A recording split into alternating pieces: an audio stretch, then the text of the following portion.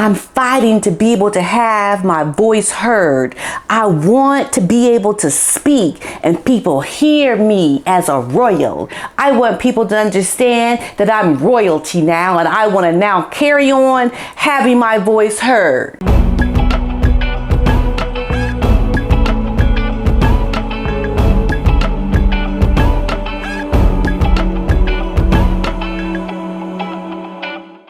YouTubers, and welcome to my channel. Welcome. Well, King Charles to host first state visit as Kate and William, they step up for palace banquet. Yes, we have the two people that we know Charles can count on the most doing what they do. So King Charles will be performing the role of state host for the first time as monarch. So he is going to be preparing to welcome the president of South Africa to the UK next week. Cyril Ramaphosa will be met with a glittering banquet at Buckingham Palace. The palace has actually released an itinerary of the two-day visit, revealing that Prince William and Kate are both going to be playing a major role in the proceedings, with the Prince of Wales taking on the mantle of heir to the throne.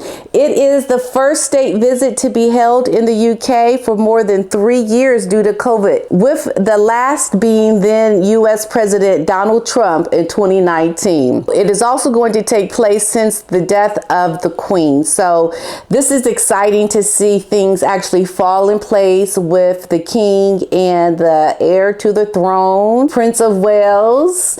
And I'm going to be so excited to see them and all their glitz and glory doing what they know how to do best, right? The president is also going to be greeted by the Prince and the Princess of Wales at his London hotel on behalf of the King on Tuesday. This is exciting. A white tie banquet will be held in the evening with Kate and Camilla both appearing in tiaras. There's going to be a speech by the King, which is going to be really exciting to watch him give his speech, to just hear about the things he's going to be talking about and to stay close to things that are going to be a little bit different than how the Queen did them. On his return from Horse Guards, the King will host the president at a private lunch that's going to be held at the palace. And then they're going to be invited to go and view the picture gallery, watching things in the royal collection, things that are related to South Africa. Meghan, she lashes out, no credit. She's upset that she gets no credit. She has all the blame for this latest thing that she did. Okay,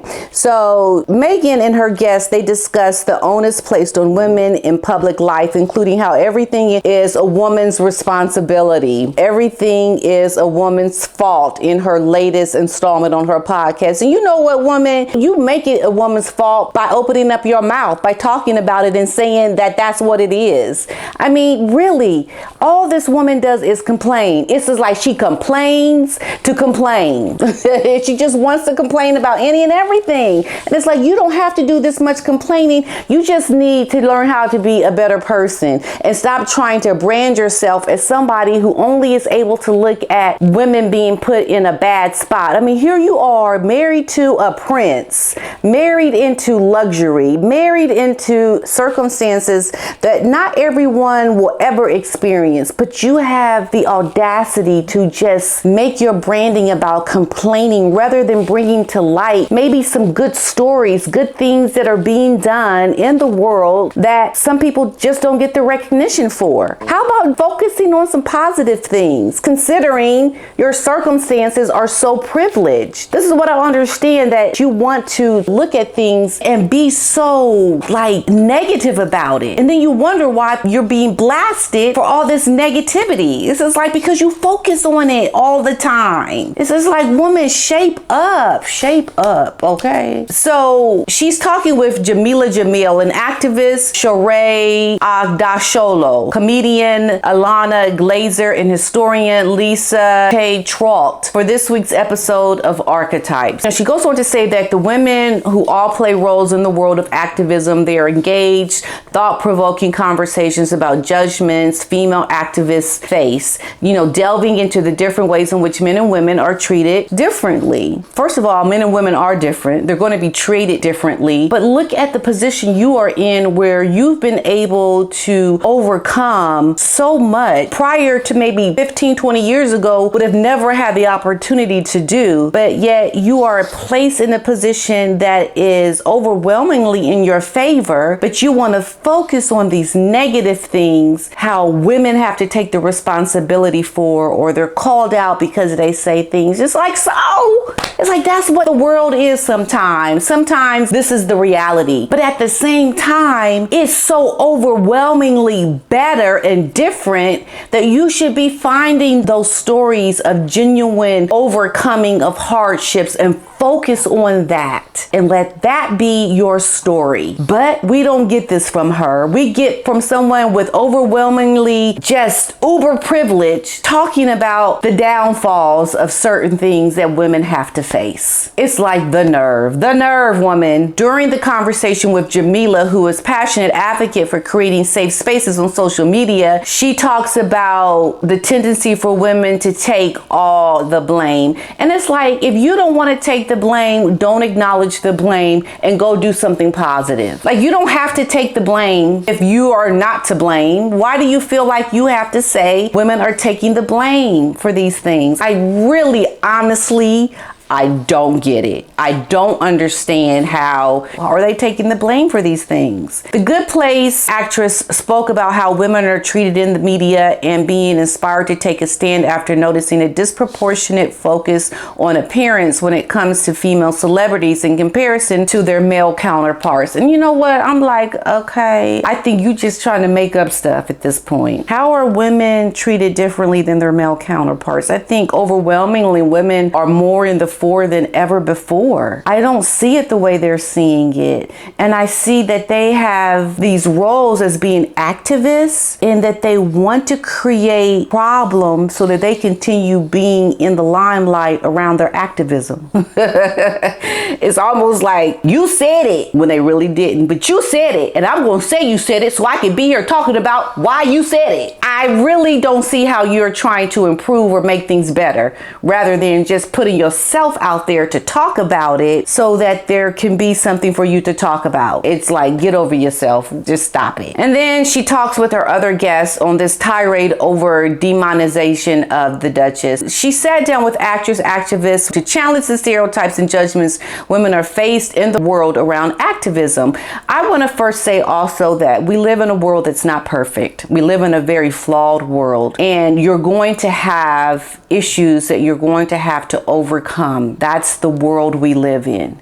But you trying to hone in on something that is overwhelmingly gotten better, I think is a disingenuous way that you are trying to call out a problem. I would say look to those that have overcome to make your point, essentially. She discussed the unspoken annoyance that swirls around female activism in her own work and as an advocate for mental health who challenges the diet culture. She pointed out on social media as being a driving force in unhealthy relationships with body image and hit out on the treatment of women in the media. Namely, the Duchess is talking about herself, whom Jemeela argues has been demonized. Yes, she has been demonized. You know why? Because she deserved it, because of her behavior and her actions. It's almost like you want to take her position as being this Duchess and saying that all she gets is people speaking badly about her. But you don't want to look at why. It's like, why? It's like, wake up. Perhaps, maybe she deserves to have negative criticism of herself because of the things that she does. I think that's fair game. This is like, you can't look at someone and think that they're always being called out on their nonsense without talking about the nonsense.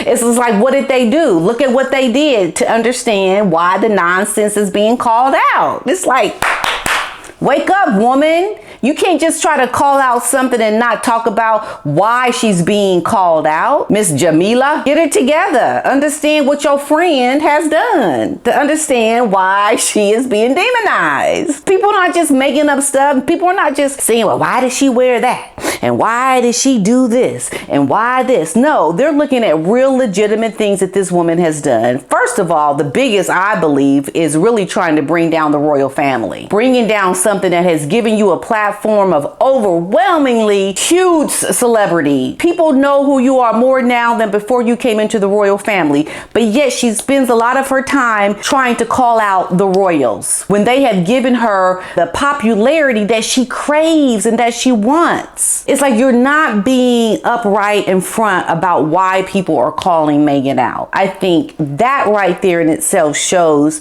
that you just don't want to see the ugly. You don't want to see the disgusting things that this woman has done because you refuse to acknowledge it. Because I know for myself, if I have a friend doing things that are wrong, I'm calling her out. I'm like, look, what you did was wrong. You my friend. I love you, but you were wrong. You were wrong. And I'm going to call it out. So when you want to be someone's friend and you really want to show that you support a friend and you're going to be there for them through the good and bad, be there for them for the bad times and call them out when they are doing things that you know are wrong, because it really makes you credible as a friend, because you're not going to overlook it like, oh, you know, you're so nice. I don't know why they always so mean to you, girl. They always so mean because you's nice. I like you. You know, we have a good relationship. And I don't know why these people are always demonizing you because you're so nice. You know, when the friend isn't nice, when the friend is behaving badly, you need to say something. Okay? You just need to do it. That is what a true friend does. And I think this Jemeela girl is all she is doing is trying to give Meghan what she wants to hear so she can have a platform to talk on this archetype.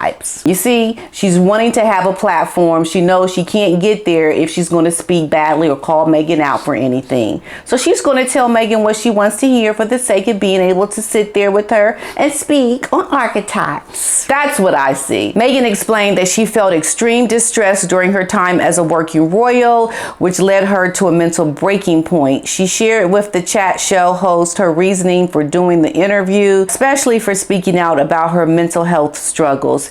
And you can speak about your mental health struggles, but at the same time, I believe your mental health struggles is something that you had because you were fighting something that you knew you weren't going to win. And this is why you did not do well with that struggle, because you were up against a losing battle. You were up against something that you were just not going to win. And that is what made you sink into a depression. It's almost like, so I still want to do what I want. Your selfishness. It's your non-accepting of the marriage that you married into. It's your fighting against something that is way stronger than you. That is the problem. It's not real mental anguish over the struggles of being in royalty. It's not being able to say what you want to say. And that's the real problem here, because she was saying things that she was not allowed to say because she was married into royal life and she did not want to accept what she had married into. And people have to say, woman, you knew what you were getting into,